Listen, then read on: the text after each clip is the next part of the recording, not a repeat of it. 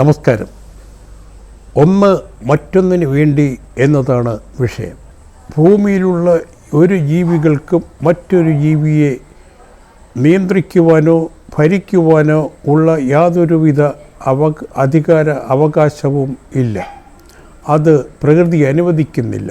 കാരണം പ്രകൃതിയിലുള്ള എന്തും ഒന്ന് മറ്റൊന്നിന് വേണ്ടിയുള്ളതാണ്.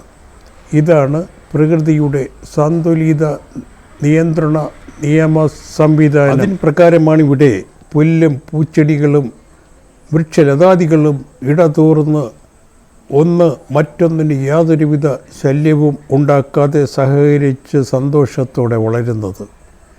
എന്നതുപോലെ തന്നെയാണ് മനുഷ്യനൊഴികെ മറ്റെല്ലാ ജീവികളും. ഇതെല്ലാം കണ്ടിട്ടും മനസ്സിലാക്കിയിട്ടും എന്താണ് പ്രകൃതി, എന്താണ് മനുഷ്യൻ എന്ന് തിരിച്ചറിവില്ലാതെ ഇല്ല എന്ന് പറയാൻ കഴിയില്ല.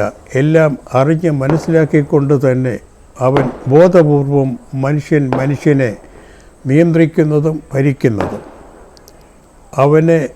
അവനെതിരെ യുദ്ധം ചെയ്യുന്നതും കൊന്നൊടുക്കുന്നതും. ഈ അവസ്ഥയ്ക്ക് അന്ത്യം കുറിക്കുക എന്ന ലക്ഷ്യമാണ് ന്യൂ ജനറേഷൻ പാർട്ടി ഓഫ് ഇന്ത്യയുടേത്. നിലവിലെ രാഷ്ട്രീയ ഭരണ ജുഡീഷ്യറി സംവിധാനങ്ങൾ ജനക്ഷേമ സേവന സംരക്ഷണം എന്നതിൻ്റെ മറയിൽ വൻ ജനചൂഷണ തട്ടിപ്പാണ് 78 വർഷങ്ങളായി നടത്തുന്നതും നടത്തി വരുന്നതും നാം അനുഭവിക്കും. അതിനാൽ ഇതിൽ നിന്നുള്ള മോചനം അത്യന്തം അനിവാര്യമാണ്. ഇത് ഉൾക്കൊള്ളുന്ന ഏവർക്കും സ്വാഗതം. ധനികരും ദരിദ്രരും ഇല്ലാത്ത സമത്വ സന്തോഷാനന്ദ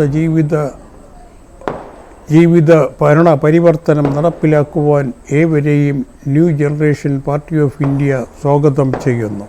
Thank you very much.